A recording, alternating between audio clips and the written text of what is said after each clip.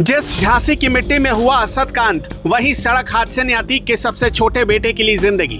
हादसा है या गुनाहों की भयानक सजा। खत्म हो गई 11,000 करोड़ की दौलत, खौफ का भी अंत। दो बेटे मिट्टी में दफन, दो जेल की सलाखों के पीछे, घर की 3 औरतें दर दर की ठोकरें खाने को मजबूर। ऐसा कोई सगा नहीं जिसको अतीक ने ठगा नहीं, ना किसी का कत्ल किया, ना कभी बंदूक उठाई, फिर भी पिता के गुनाहों का साया अतीक के सबसे दुलारे बेटे आबान को ले डूबा। हिंदुस्तान में एक बात कही जाती है कि मरने के बाद किसी की बुराई नहीं करते, और ऐसे हिंदुस्तान में दूसरी बात भी कही जाती है कि कर्म का हिसाब यहीं चुकाना पड़ता है। अतीक अहमद ने 24 फरवरी 2023 को उमेशपाल और उनके 2 सरकारी गनर की सरेआम हत्या की साजिश रची थी। उस साजिश के 50 दिन के अंदर उसका बेटा असद 13 अप्रैल को झांसी में एनकाउंटर में ढेर किया गया। 15 अप्रैल 2023 को खुद अतीक अहमद और उसका भाई अशरफ पुलिस कस्टडी में कैमरों के सामने भून दिए गए, और 6 अगस्त 2026 को झांसी में ही उसका सबसे छोटा बेटा आबान भी खत्म हो गया।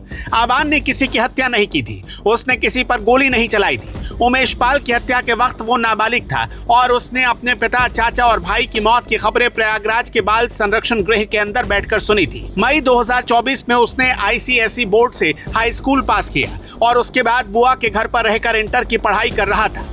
उसके नाम पर सिर्फ एक FIR दर्ज है, जो नवंबर 2025 में एक वायरल हुई रील को लेकर हुई थी। अतीक के घर का सबसे दुलारा चिराग अपने ऊपर किसी जुर्म का बोझ लिए बिना इस दुनिया से चला गया।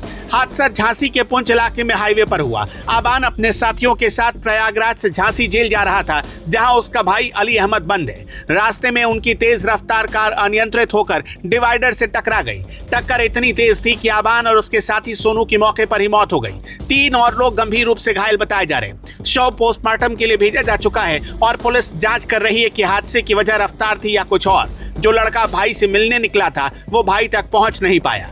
अब जरा अतीक की फैमिली में कितने लोग बच गए वो देखिए। अतीक अहमद के 5 बेटे थे, और आज उनमें से 2 जिंदा नहीं है। तीसरे नंबर का बेटा असद 13 अप्रैल 2023 को झांसी में STF की गोली से मारा गया। उसके ठीक 2 दिन बाद भाई अशरफ की पुलिस कस्टडी में कैमरे के सामने हत्या हो गई। 6 अगस्त 2026 को सबसे छोटा बेटा आबान झांसी में ही सड़क हादसे में मारा गया। वो प्रयागराज से झांसी जेल जा रहा था अपने भाई अली से मिलने के लिए। सबसे बड़ा बेटा उमर अहमद इस वक्त लखनऊ की जेल में बंद है, और पुलिस रिकॉर्ड के मुताबिक उस पर करीब 11 मुकदमे दर्ज हैं। दूसरे नंबर का बेटा अली अहमद झांसी की जेल में बंद है, जहां उसे नैनी सेंट्रल जेल से शिफ्ट किया गया था, और उस पर करीब 10 मुकदमे हैं, जिनमें गैंगस्टर एक्ट भी शामिल है। चौथा बेटा अजहम 5 अक्टूबर 2023 को बालिग हुआ, और बाल संरक्षण गृह से छूटने के बाद पश्चिम बंगाल के एक निजी कॉलेज में पढ़ने चला गया। यानी 5 बेटों में से 2 जेल में, एक ही बाहर बचा है। घर की 3 औरतें 24 फरवरी 2023 से आज तक पुलिस की पकड़ से बाहर हैं। अतीक की पत्नी शाइस्ता परवीन पर 50,000 रुपए का इनाम है। अशरफ की पत्नी जैनब फातिमा और अतीक की बहन आशा नूरी पर 25,000 रुपए का इनाम है। तीनों उमेशपाल हत्याकांड की साजिश में नामजद हैं। 3.5 साल से ज्यादा हो गए। यूपी पुलिस, STF और बाकी एजेंसियां ने ढूंढ नहीं पाई। उसी केस में 5-5 लाख के नामी शूटर गुड्डू मुस्लिम, अरमान और साबिर भी आज तक फरार हैं।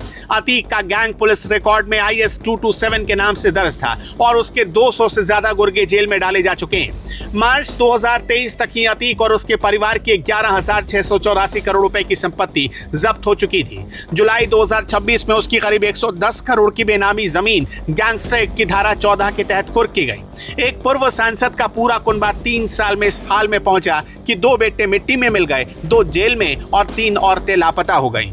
अतीक के बारे में एक बात प्रयागराज में कही जाती रही, ऐसा कोई सगा नहीं जिसको अतीक ने ठगा नहीं। वो अपने कौम के लोगों का भी नहीं हो पाया, और अपने मजहब के लोगों का भी। 1989 में इलाहाबाद पश्चिम सीट पर अतीक के सामने चांद बाबा खड़ा था, सब्जी मंडी इलाके का सभासद, और वो आदमी जिसे अतीक का उस्ताद कहा जाता था। चुनाव के कुछ ही महीने बाद दिन दहाड़े बीच बाजार में उसकी हत्या हो गई, और अतीक पर इस मामले में मुकदमा तक दर्ज नहीं हुआ। पार्षद नसन कभी अतीक का सबसे करीबी था, और रिश्ता बिगड़ते ही 2001 में उसे अतीक के चकिया दफ्तर के ठीक सामने गोलियों से भून दिया गया।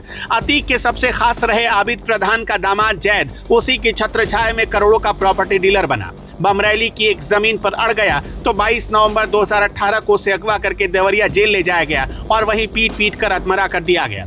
1994 1991 में पार्षद अशफाक कुन्नू के कत्ल में अतीक और अशरफ का नाम आया और 2003 में उसके चकिया वाले घर के सामने रहने वाले भाजपा नेता अशरफ को सिर्फ इसलिए गोली मार दी गई क्योंकि वो अतीक को खुलकर चुनौती दे रहा था। कसारी मसारी के प्रॉपर्टी डीलर जिशान से 5 करोड़ की रंगदारी मांगी गई और उस पर हमला हुआ। 17 जनवरी 2007 की रात प्रयागराज के एक मदरसे से 2 नाबालिग लड़कियों को बंदूक के दम पर उठा लिया गया और उस मामले में भी अतीक गैंग का नाम सामने आया। पुलिस की जारी की गई पीड़ितों की उस सूची में जिशान, जाबिर, शबीर, मकसूद, अशरफ, अशफाक कुन्नू सब उसी कौम से हैं जिसके नाम पर अतीक वोट मांगता था।